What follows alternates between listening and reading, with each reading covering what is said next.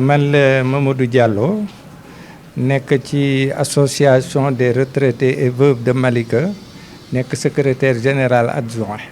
D'accord tey ngeen am point de presse lan moo ko waral te lan ngeen bëgg point de presse bi nag li koy waral mooy ku ne xam ne retraité da doon liggéey di cotiser liggéey na cotiser ba jeexal ñu rajee ko mu dem toog léegi nag xam nañ ne comme radiation am na léegi ñoom seen bopp ñoom dañ ñu cee boolewul parce que retraité bi aussi mënuloo koo liggéeyal di ko waxal te moom du am kenn ku ko fay teewal parce que dafa am ñaari collège benn collège bi mooy représentant travailleurs yi beneen collège bi mooy patronat bi léegi nag ñun retraité yi nga xam ne bokkatuñu dañoo bëggoon nag ñun ñu boole ñu ci biir conseil bi ba nga xam ne day nekk au prorata ñoom lu ñu am ñun ñu am ko bu dee 10 sièges wala bu dee 30 sièges ñoom bu ñu amee 10 ñu am 10 patronat bi am 10. xam nga pension bu fekkee ne yow mi dafa am ay textes yoo xam ne depuis 1958 la loolu nga xam ne yàgg na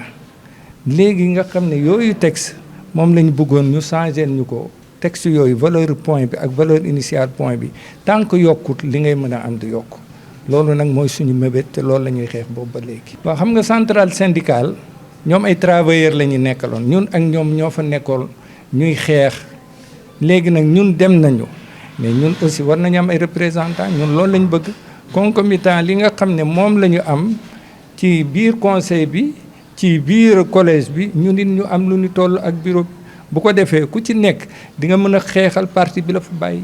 autorités yi daal moom ñun li ñu leen di mën a wax mooy ñun ay liggéeykat lañu nekk nañu ñoo xam ne tey sonn nañu trop parce que traitement bi ci war amuñu ko suñu gisee suñu veuve yii coono bi ñuy nekkal mooy ku ci sa jëkkër wàññeeku ñu jox la 50%.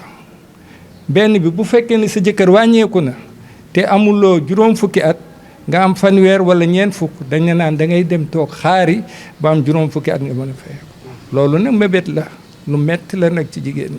bon xanaa ñun ay mag lañu dañuy prévoir def marche dañuy prévoir def sitting dañuy prévoir daal wane ne ñun suñu mécontentement suñu naqar lii la ñu xam ne ñun lii avantage la suñu avantage nag bu nu ko moomee dañ ko war a jël dañ koy jël ni ñu koy jëlee nag mooy dañuy def benn say nekk mbooloo bi nag dañuy regrouper ensemble les associations ñuy œuvre yooyu yëpp ni nga xam ne ci benn bëgg-bëgg bi la ñu ànd ak ñoom bu ko defee ñu wax ak autorité bi parce que dig nañ ñu ne dinañ ñu jàppale mais boobu ba léegi ñu ngi xaar.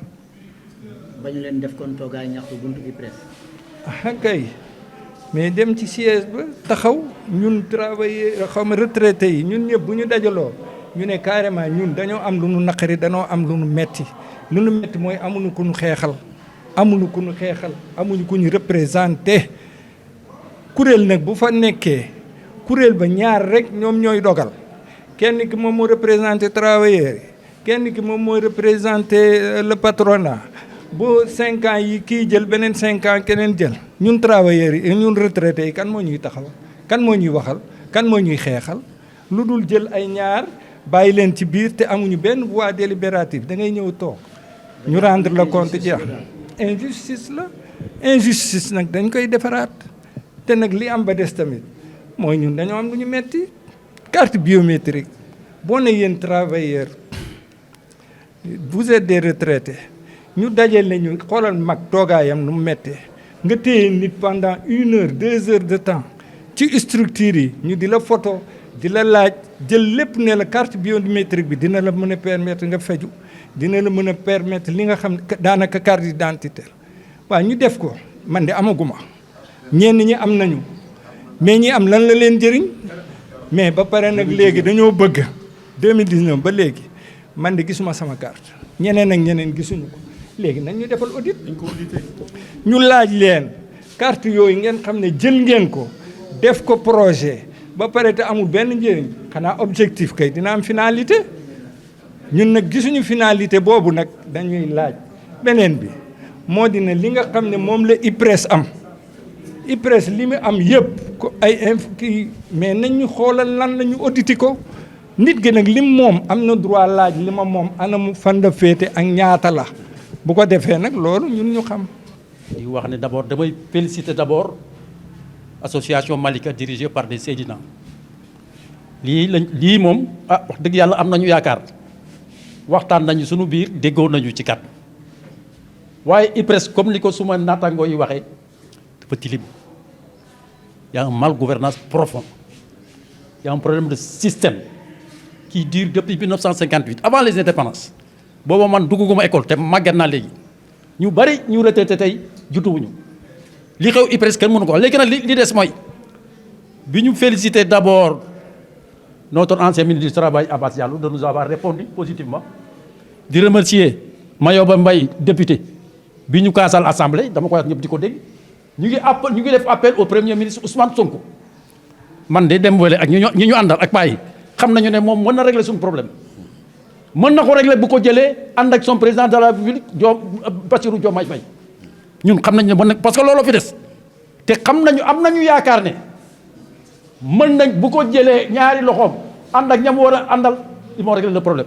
Nous avons un problème de soins mënuñu faju 4 milliards la ñuy génnee par année garab yi boo demee centre médico-social doo fekk benn garab muy benn ñaar rendez-vous boo demee sa bëñ di médecin ñu jox la rendez-vous ñeenti weer dégg nañ ko ñoom seen bopp waa centre médico-social ñuy ñaxtu ñëpp dégg nañ ko loolu aussi réew mi au 21e siècle waruñu seetaan loolu donc le président premier ministre Ousmane Sonko ñun de am nañu yaakaar ci yow yaa mën a régler suñuy problème yéen nag yéen diggoon ne avant la fin du mois de juillet ba léegi dégguñu dara mag nag doo ko lebal doo ko dencal doo ko dig mag lu mu am jox ko mu lekk parce que ñun ñu ngi virage lépp lu ñu am nañ ñu ko jox léegi nag lii des mooy sonn nañu on va se mettre dans la rue te xanaa du ngeen seetaan seen i papa di génn ci mbedd bi danañ dem ci mbedd bi de bu soobee yàlla ñun nag lu ñuy wax danañ ko def incha allahu rabbi ñu ngi xaar nag seen réponse